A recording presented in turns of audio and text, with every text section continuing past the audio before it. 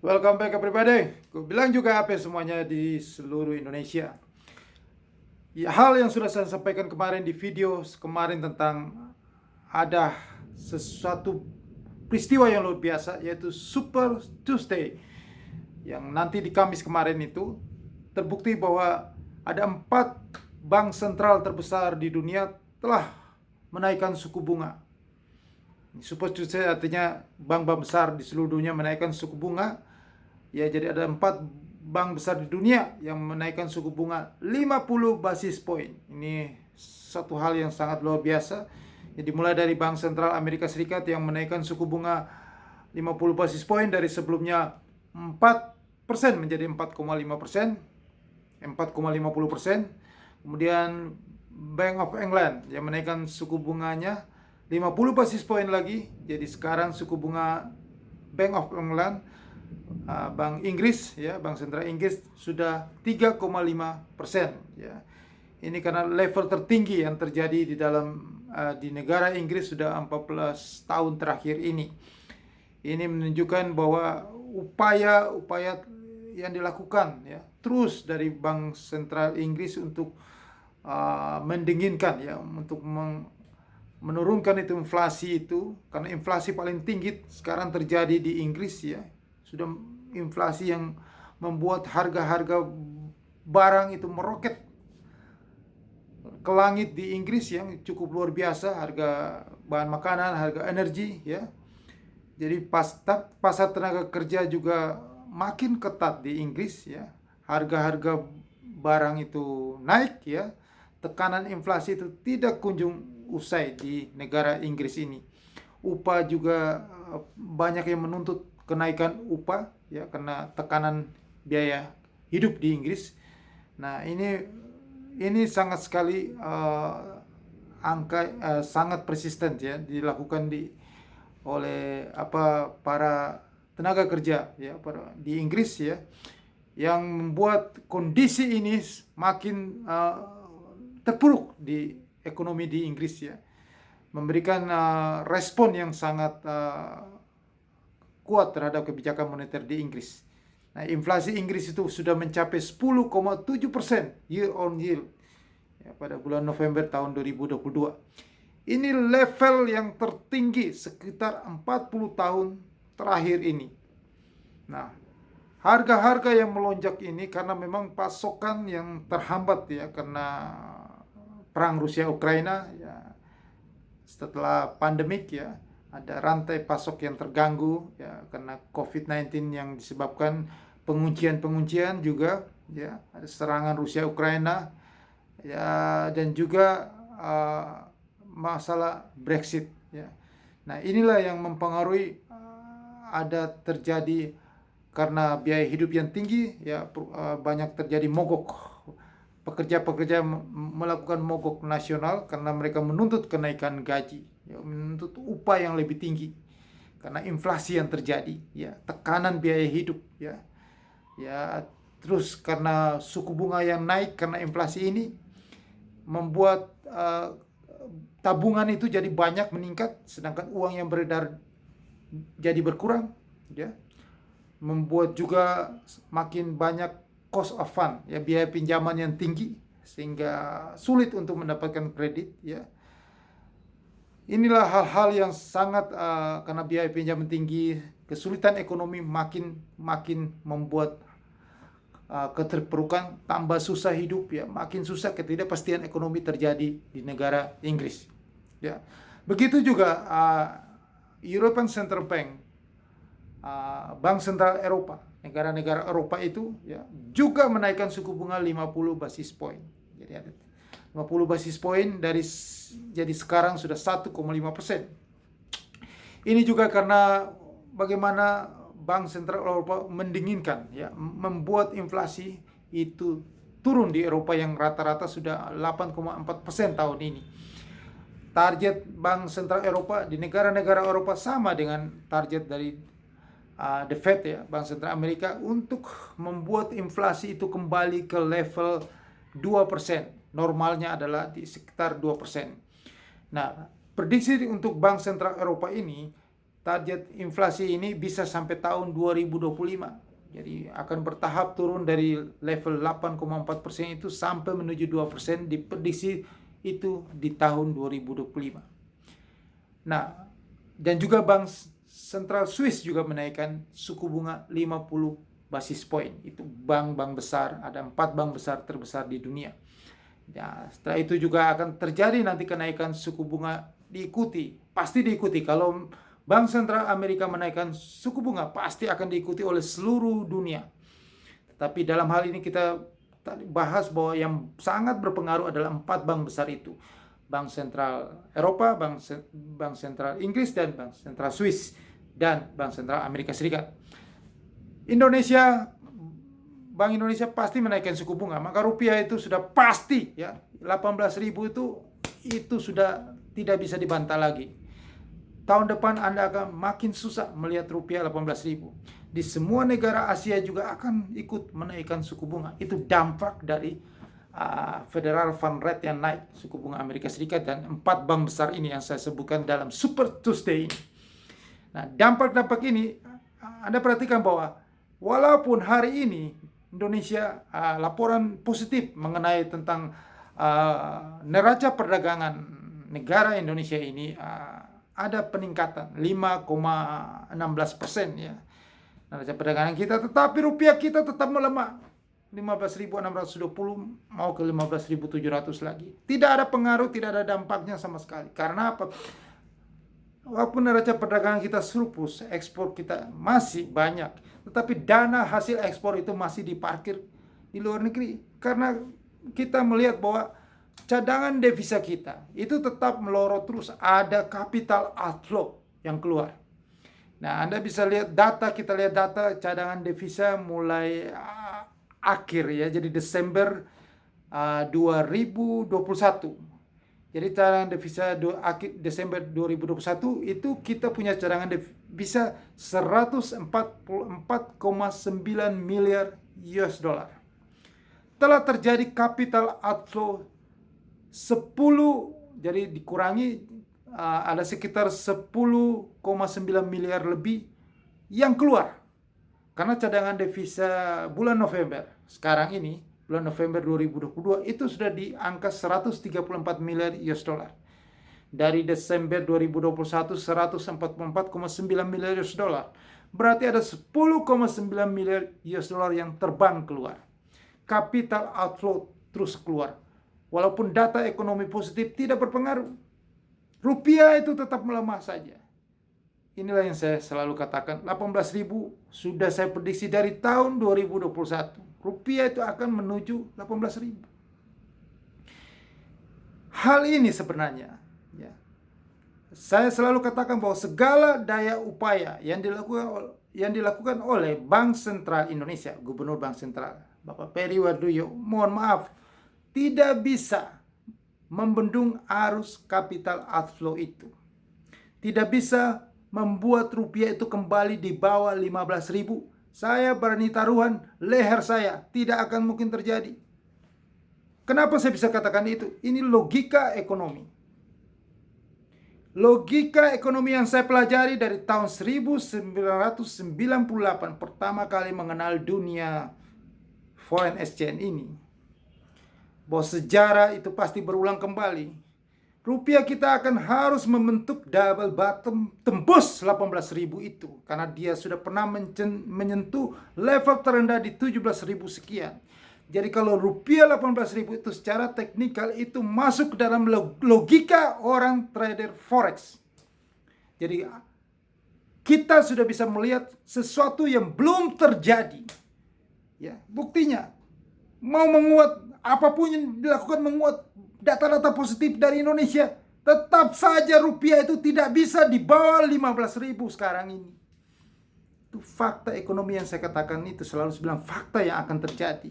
Kalau Anda yang belum pengalaman, yang masih newbie, yang masih level walaupun sudah jadi mentor-mentor saham yang mengatakan GoTo bisa 800, dalam minggu ini 550, satu tahun 880, itu saja levelnya masih di bawah. Buktinya 50 saya katakan, dan saham GoTo menuju 50. Dan dia juga tidak bisa memastikan bahwa rupiah akan 18.000.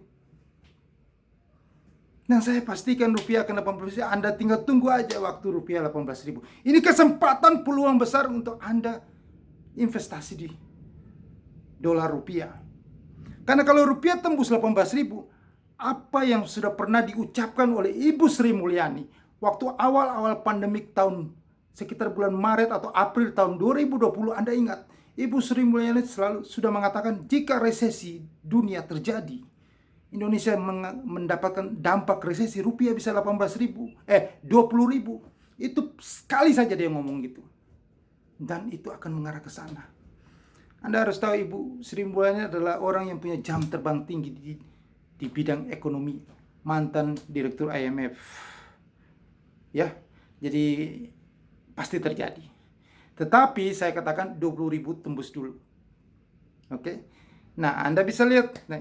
Nah, dengan kondisi ya, bank-bank sentral di dunia akan menutup tahun 2022 ini dengan kecenderungan menaikkan suku bunga mengikuti 4 bank besar di dunia yang sudah sepakat menaikkan tutup tahun dengan 50 basis poin ini, maka resesi itu sudah bisa dipastikan akan berlanjut mulai dari hari ini, dari tanggal 15 yang saya sudah dikasih tahu di konten di video saya sebelumnya, akan berjalan terus sampai Maret 2023. Dan di akhir tahun ini yang selalu terjadi di bursa saham dunia, pasar keuangan dunia, yang namanya Santa Claus Rally, yaitu antara 5 hari terakhir sebelum Natal dan sesudah Natal, itu 5 hari terakhir sebelum penutupan tahun, sesudah Natal dan awal tahun, tidak akan terjadi.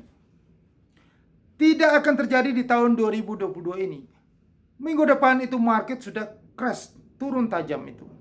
Akan refleksi dari kenaikan Super Tuesday itu, maka minggu depan market sudah jatuh dalam. Dan biasanya akhir tahun itu investor ya, pelaku pasar itu menunggu aksi dari fund manager di dunia untuk memoles laporan, memoles hasil investasi mereka ya, atau juga para perusahaan-perusahaan untuk memoles laporan keuangannya. Kebanyakan itu adalah fund manager besar untuk memoles investasi mereka, portofolio investasi mereka ke hadapan investornya dengan memborong saham-saham yang blue chip atau untuk memoles. Jadi yang biasa dikatakan window dressing ya, untuk memoles hasil investasinya menjadi bagus, dinaikkan harga, didongkrak harga ke atas. Itu tidak terjadi di akhir tahun 2022 ini. Maka ini peluang market akan turun crash tajam. Nah, peluang terbesar Anda selain yang tadi saya katakan dalam US dollars, investasinya jika Anda yang konservatif saja, jika Anda ingin lebih mendapatkan keuntungan yang lebih atraktif lagi, yang mendapat keuntungan yang besar dalam jangka yang cepat. Nah, peluang terbesar adalah di futures market atau Anda di trading forex. Ya, saya katakan di trading forex ini karena biasanya kalau Anda harus melakukan posisi US dollar against mata uang Eropa. Ini ada peluangnya. Mata uang Eropa ini sudah di level yang konsolidasi yang sudah sangat tinggi dan minggu depan akan jatuh dalam. Mata uang Eropa akan kembali ya, menuju level di bawah paritas yang menuju ke level terendah sepanjang sejarahnya. Dan pound sterling belum menuju, hampir menembus satu paritas ya. Dia di level 1.03 ini yang terendahnya, itu akan menembus di sana. Ya, kalau tidak mungkin di dalam rentang kuartal pertama 2023 nanti. Nah, ini ada peluang besar. Dan biasa Anda juga di cryptocurrency yang saya sudah sarankan jangan Anda membeli kalau Anda ada peluang besar jika Anda melakukan itu. Tetapi saya tidak menyarankan itu karena Anda melakukan short selling itu di broker-broker yang bukan izin Bapepti. Jadi kalau Anda mendapatkan keuntungan dari situ, ditakutkan nanti pada saat penarikan dana Anda akan dipersulit karena broker-broker itu tidak menginginkan Anda mendapatkan profit yang besar. Itu pengalaman yang saya sampaikan kepada Anda, tapi semua tergantung Anda. Terserah Anda. Uang Anda, profit Anda yang nikmati. Jadi saya cuma bisa menyarankan hati-hati, karena kalau di perusahaan-perusahaan broker yang tidak ada izin Bapepti, mereka tidak rela Anda mendapatkan keuntungan besar. Itu saja. Oke.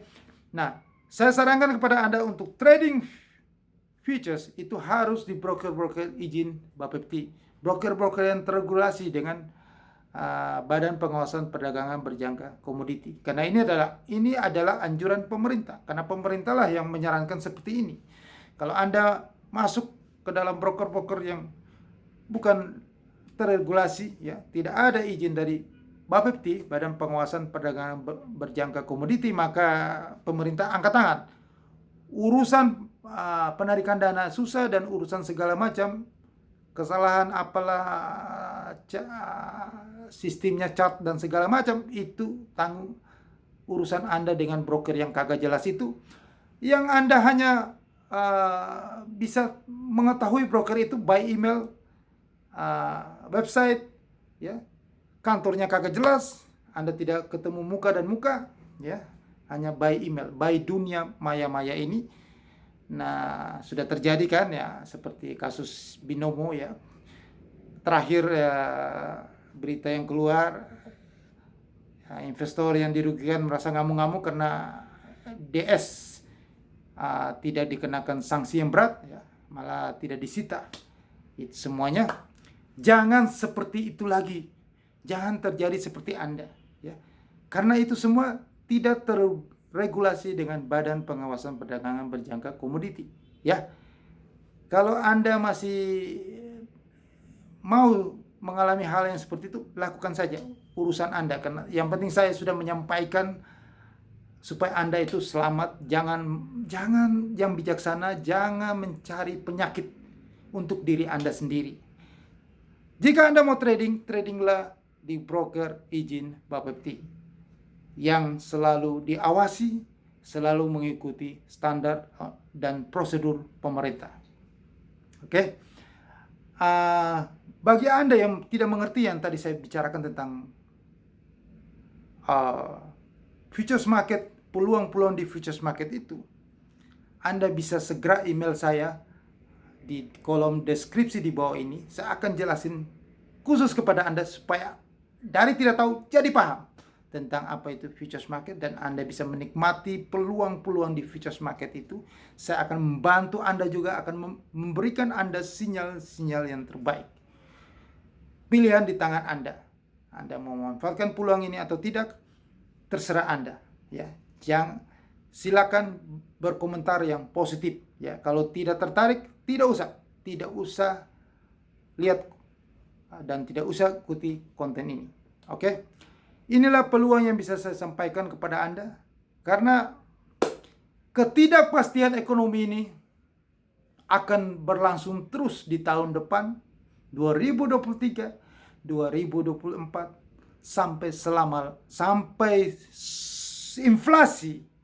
Jadi kuncinya di sini adalah ketidakpastian ekonomi ini akan berjalan terus, tidak akan selesai selama inflasi di Amerika Serikat, di negara Eropa itu belum sampai titik 2%. Kalau inflasi di Amerika sudah sampai ke angka 2%, maka di seluruh dunia, di Eropa juga akan menuju ke angka 2%. Itu adalah globalisasi, secara otomatis akan seperti itu yang terjadi.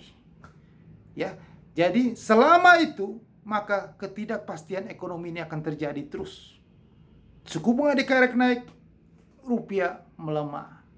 Ekonomi negara-negara berkembang seperti kita ini akan terdampak. Jangan punya persepsi pikiran bahwa kita tidak terpengaruh. Kita akan terdampak. Karena pembeli terbesar adalah negara-negara maju. Uni Eropa, China, Amerika Serikat. Kita tidak bisa hidup sendiri tanpa menjual barang-barang ke mereka. Dan kita tidak bisa hidup sendiri karena kita selalu membutuhkan import barang-barang dari negara-negara maju itu. Maka segala apa yang terdampak dengan mereka, kehidupan ekonomi mereka, ketidakpastian ekonomi mereka yang terjadi di negara-negara maju, itu membawa dampak besar terhadap ekonomi negara Indonesia ini. Itu yang saya bicara tentang realitanya. Itulah kondisi logika ekonomi sebenar-benarnya. Jangan percaya konten-konten yang selalu bicara tidak ada dasarnya, tidak bicara sesuai fundamentalnya, selalu bicara tentang lebay, kepedean yang luar biasa, tetapi tidak punya dasar fundamentalnya. Dasar fundamentalnya adalah suku bunga. Suku bunga dari mana? Dari negara GDP terbesar di dunia, Amerika Serikat. Itu fundamentalnya. Uang mengalir itu selalu dari atas ke bawah. Itu yang selalu saya contohkan di dalam konten-konten saya. Sudah ratusan kali saya katakan. Jika negara-negara kaya mengalami kondisi ekonomi yang susah, membuat kebijakan tight money policy, kebijakan uang ketat, maka itu dampaknya akan ke negara berkembang. Kita hanya mendapatkan curahan berkat dari negara-negara maju. Maka dampak terbesar kita juga akan mengikutinya. Ada arus modal keluar dari negara kita, maka uang dolar itu sedikit. Krisis likuiditas. Kita juga terpaksa ikut menaikkan suku bunga. Fundamental kita berubah. Suku bunga naik lagi. Jika suku bunga naik lagi, maka ekonomi kita mengalami dampaknya. Cost of fund yang tinggi, maka ekonomi akan makin terpuruk. Itu yang dampaknya. Itulah dampaknya. Itulah dampak yang saya katakan selalu fundamental. Dasar, fondasi. Kalau ada yang mengatakan di luar yang saya katakan ini, suruh dia belajar kembali kepada saya yang hanya lulusan S1. Ya, sukses untuk Anda. Jangan lupa subscribe channel YouTube ini, tekan loncengnya, dan sebarkan kepada semua orang supaya mereka itu berubah pola pikirnya. Mereka dapat manfaat yang luar biasa dari channel YouTube ini. Sukses untuk Anda.